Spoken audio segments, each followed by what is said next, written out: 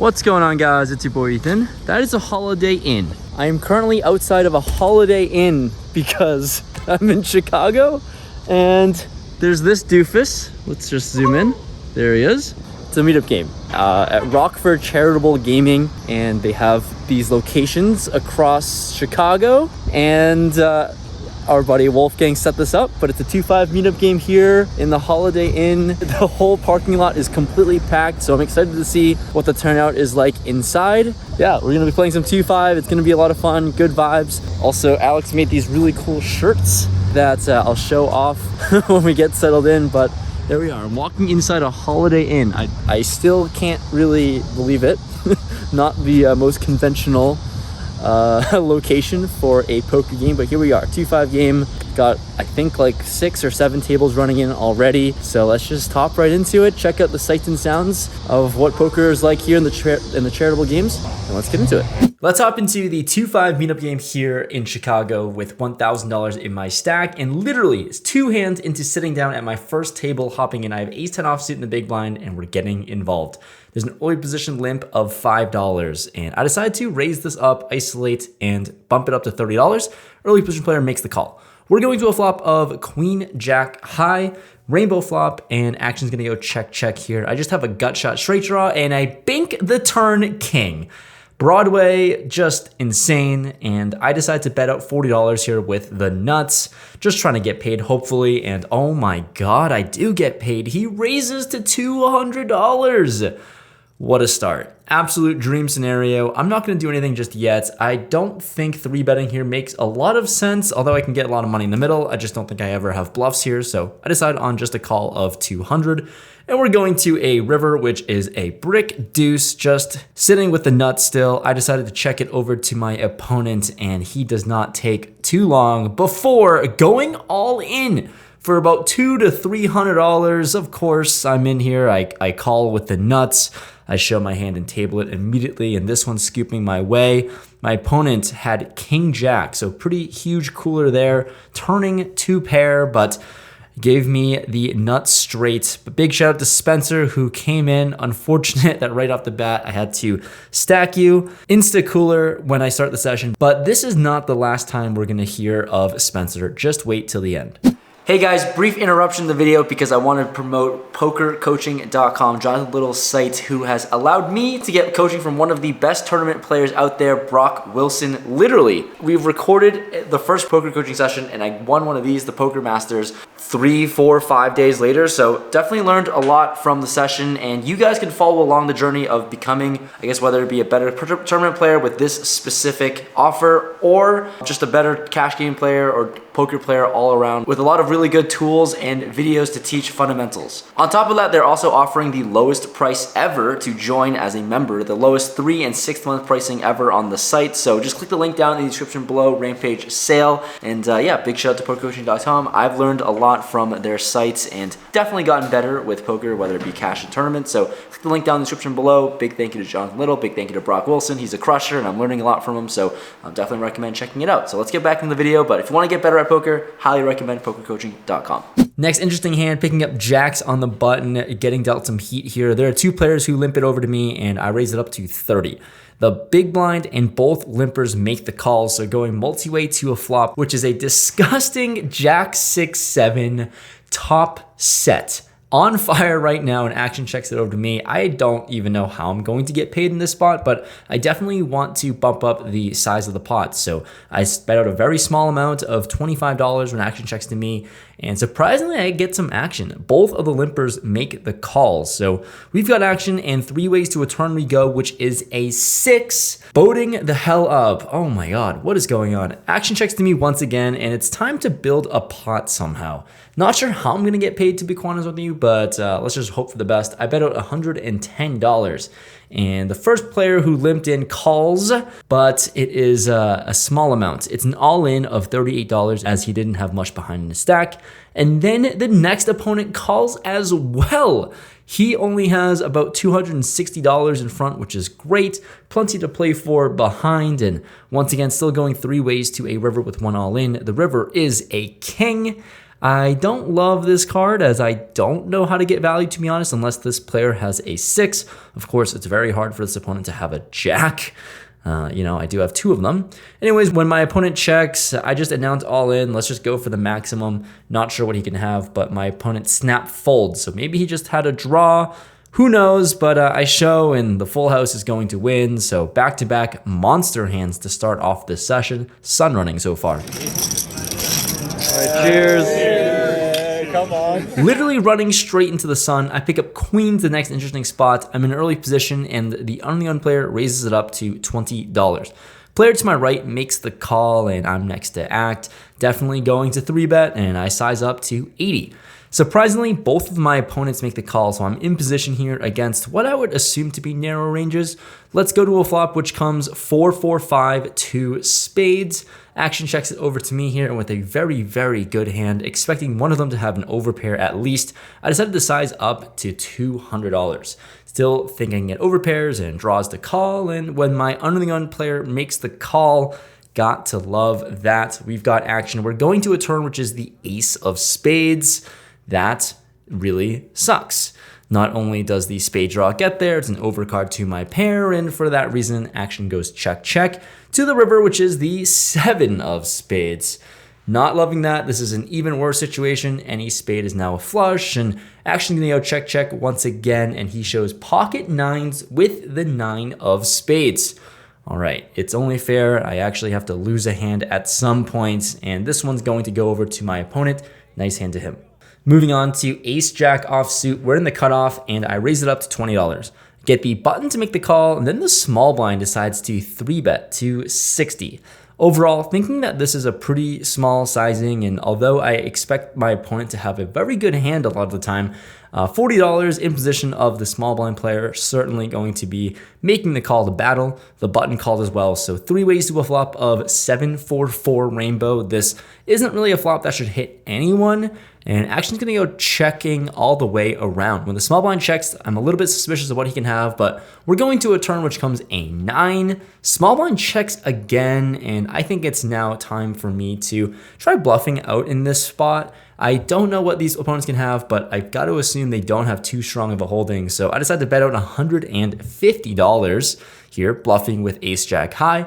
The button to my left makes the call with about $400 behind, and the small blind player ends up folding, which is good. Small blind was the only player that really could have an overbear here, so we're going to a river, which comes a 10. I don't think I have much of an option here. Ace high here certainly has some merits to checking because of having showdown value, but I just put her on a pair of 7s or a pair of 9s, and both of those would be pretty uncomfortable facing a big bet, especially when the 10 comes, and I am going to go for it. I decide to go all in here, applying maximum pressure against my opponent, and she is in the tank. Looks like she's put into a pretty tough spot, and all I'm thinking in my head is just fold, please. Because honestly, as well as the first 2 hands has gone for me, this could really change how my session is going if she calls and I lose this one.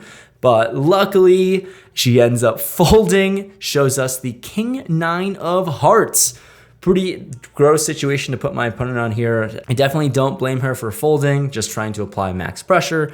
And it's really nice to get a bluff through here in this session. Sometimes the punt doesn't get caught. All right, everyone, strap in your seatbelts. This is ridiculous. Pocket aces in the hijack. What's even better than picking up pocket aces is that the under-the-gun player raises to $20. Next to act, 3-bets to 80. Just a dream scenario, right? Action folds to me, and I'm going to put more money into the middle. I 4-bet and size to $225. What's disgusting and sick is that the under-the-gun original opener has a pretty deep stack and ends up making the call. The +1 player 3-better is out of the way, which is very interesting, but we're off to a flop now. This opponent has a pretty deep stack for this game, and the flop comes queen 10 high. Overall, it's an okay board. Certainly can expect this under-the-gun player to have queen sometimes, but all things considered, I think aces is a good hand to value bet. So when he checks, I bet $175 and my opponent makes the call. Like I said, sometimes I can be behind a set. He can have 10s, he can have queens, and I'm just hoping that this isn't the case.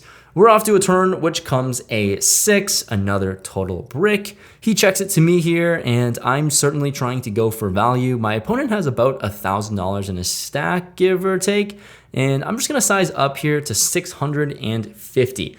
To be quite honest with you, this sizing doesn't make a lot of sense considering his stack size, but it doesn't matter. My opponent goes all in. Of course, I am not folding here, but I certainly don't love the situation now. Definitely seems like a set could play like this, and I just hope I win. I make the call and show my hand, and he says I'm ahead. The river comes another 6. That's gonna seal the deal. The 6 shouldn't change anything, and he throws his cards into the muck. Here we are at this meetup game, stacking mountains and piles of chips. Just like that, things are just going really, really well. Only lost one small hand, and this one was a monster to win. With everything going so well, I move to a next table, and I pick up ace-8 of clubs in the hijack. There's an early position player who decides to blind raise it up to $20. This player is notorious for playing his hands blind. So here we are, player on my right raises to $40 here, trying to isolate this blind raiser, it seems like. And with ace-8 suited, let's get involved into the mix. This hand, I decided to 3-bet to $125. I guess technically this is a 4-bet, but whatever, accounting for the blind raise. I 4-bet to 125, and when the early position player blind calls for 125, how rich is this player?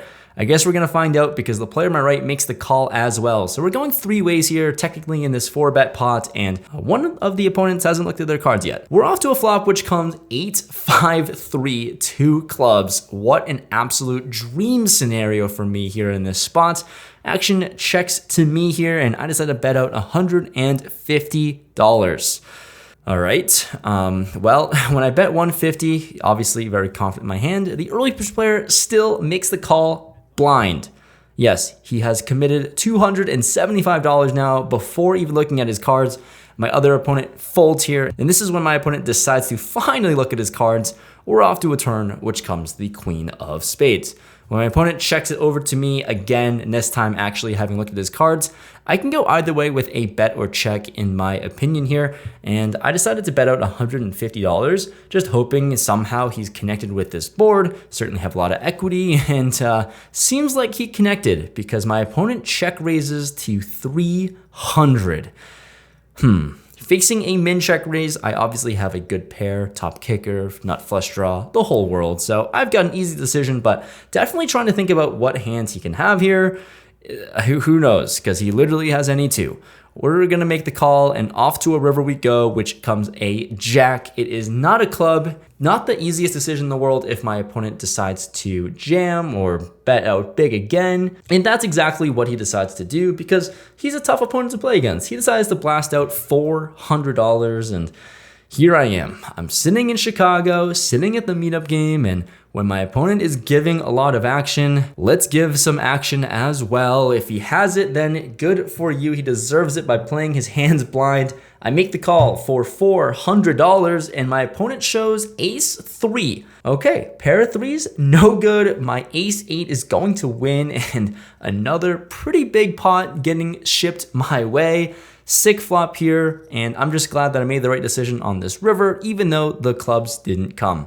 And now here we are 2 deals later after the ace-8 madness. I pick up aces, and another time, everyone, strap in your seatbelts, hit that like button before I get into it because it's crazy. Action starts with the player on my right, under the gun player, raises it up to $25. I am next to act, and I see how big of a stack my opponent has. It's quite large. Of course, my stack has grown throughout the night, and I'm gonna raise up on the larger side to $100, and for $100, guess what? I get 3 players to make the call, so 4 ways to a flop with aces. Never loving it, but the flop comes 7-7-6. Action's gonna check to me here, and I actually decide to check this one. We're multi-way, aces doesn't need much protection, and honestly, any one of these players can easily have a 7. So action checks to the late position player, and he bets out $210. And this is when action gets absolutely insane, because the big blind player makes the call. This was the same player as the last hand, who likes to play his cards blind. And now the under the gun player to my right check raises to 600. This is all happening before my very eyes, and I haven't put a single dime into this flop yet. What in the world am I going to do? It seems like all four of us somehow are very interested in this pot and able to commit money in the middle. Aces is a good hand, so I don't think I can fold just yet. I'm just praying no one has a 7, which is kind of hoping to like dodge a minefield here, but whatever. I make the call for $600, and surprisingly, the other two opponents get out of the way. All right, we're going to a turn now, which comes another 7. Oh. All right, all of a sudden I went from being really cautious on this board to being really confident because all I lose to is quads. What's crazy is that my opponent checks, and I'm looking at his stack. He's got about a size of a pot size bet behind, between $1,200 to $1,500. And basically, like I said, I'm sitting with the nuts. It's technically the second nuts. I check back to be more on the deceptive side, and we're going to a river, which comes in 8. Changes nothing unless my opponent had pocket 8s, and yeah, that's all there is. That's all I lose to. I lose to quads, I lose to pocket 8s, and my opponent goes all in. Snap call, I'm not folding this one, and he says that I win. And yeah, the third nuts are going to win this one. I show, and another crazy, ridiculous pot with aces. How this hand ended up working out is beyond me. Luckily, none of my opponents had a 7, and I find one of the craziest runouts to win a whole bunch of money on with aces. Never got to know what he had, but it seemed like he was trying to bluff, and there we are, taking this one down, winning again. Clearly, the night is just going my way. It's insane, and this time we're gonna mix things up with 8 deuce offsuit. I raise it up to $20 because it's a meetup game, and gotta give action, right? The button and big blind make the call. 3 ways to a flop, which comes 9, 6, 3, 2 hearts. The big blind checks it over to me here, and I have nothing. So why not bet $40 into the field, and I get the only player to make the call, which is the big blind. Going heads up, which comes a 7. Now turning some equity, which is really nice with an open and a straight draw. And when my opponent checks again, I am going to bet again for sure. I size up to $100 now, just sizing a little bit up, trying to get folds, but my opponent does not care. He calls once again. Hoping to improve now, the river is a queen. Doesn't change anything for me. I'm sitting with 8 deuce high. And when he checks again for a third time, I just think my opponent can have a 9 a lot of the time, or basically all of the time. So trying to apply a lot of pressure on a 9, as there are a lot of 2-pair combos, some sets, some straights, and a queen that now beats a 9, I blast out into the pot for $300.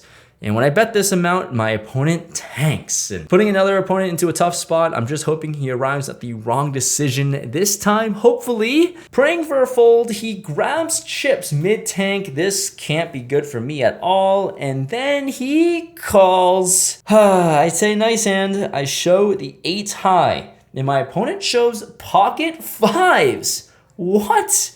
What a sick call by my opponent. Nice hand to him, and he receives the fair catch for about $500, give or take. He absolutely earned it, making a sick call with 4th pair. Nice hand. For one of the last interesting hands of this night, I pick up Jack 4 diamonds and +1 early position. There's an undergun player who opens up to $20, and yeah, the antics are going crazy. It's the end of the night. I've been doing well. Let's give action. I 3-bet to $65.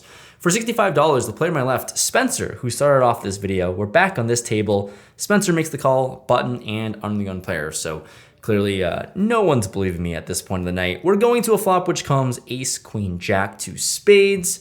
Yeah, not the best board for me with jack 4. Anyways, action checks to the player on my left. Spencer bets out $125. Action folds all the way back to me, and yeah, I'm gonna try to battle this one. I actually don't know why. I think I'm just kind of spewing away, but maybe I can find a run out I could bluff on. But clearly, I make the call with what I would assume to be is not the winning hand. We're off to a turn now, which comes a 10, and I check it over to him first. And when my opponent checks it back, it seems pretty capped to not having a king in this spot. We're off to a river, which comes a 10 of spades. So there's a flush on board, there is a 4-liner to Broadway, and I have a really bad hand. Let's try to bluff this one out, and I decided to bet out 450. My opponent immediately doesn't look happy here and says he has ace queen. So we know what he has. He has top 2 pair on a very scary board for top 2 pair. There's a whole lot of stuff that beat him, and it's true. I agree with them that it is a miserable run-up for ace queen, and I'm trying to get that exact holding to fold. Please, Spencer, I can't keep docking off more money, but he does end up sticking in a call. I show the garbage with the jack, and he wins. Big shout out to Spencer here. Like I said, he was the first opponent I played against in the first hand of the night, and after all this time, he actually finds a way to continue battling, and he stayed all night and finally got his revenge. And from this hand, I think he actually found a way to break even or even be up in profit for the night. So nice playing with you, Spencer. GG's. Alrighty, the games are over, games shut down, and what's left are a bunch of poker tables and myself and you guys. Let's go over the madness. A lot happened today. Really fun hosting this. Shout out to Alex Wolfgang for putting this together and just to show up, play poker, and have a good time. Meet a lot of people that watch the videos, and it's just absolute madness. Surprisingly, I just ran good the whole time until the very end. Yeah, until the very end, I did dust off like $1,000 with some bluffs that did not work out. Could have worked out, but people were not in the folding mood versus me. And then the last hand of the night, I ended up losing a $300 flip, ace king versus jacks. I ended up losing with ace king that I did not show you guys because it's just a flip, kind of like a tournament, but it was for $600 plus pot in total. But end of the day, very successful day, to be quite honest with you. It's nice to just run pure, run really well, play big pots with aces and get people to go all in versus you. Things go well. In the game for $1,000, didn't have to add on or rebuy or anything. And I was out of the game for $5,355. And that is a solid win at the 2-5 streets for sure. Granted, there were some shenanigans, someone playing blind, some straddles happening. And yeah, it's crazy to think that if I didn't dust off with those bluffs, things would have gone much better. But nice to run good in the streets. Big thank you and everyone who came to just meet us, support us in this meetup game. A lot of fun, a lot of drinks to be had, and happily down to do it again. So thank you so much for watching this video. The cash games are just proving to be so much more fun than tournaments. Good vibes. Everyone's having a good time, and there's no complaints. So thank you so much for watching, sticking to the end. I'll see you in the next video. Peace.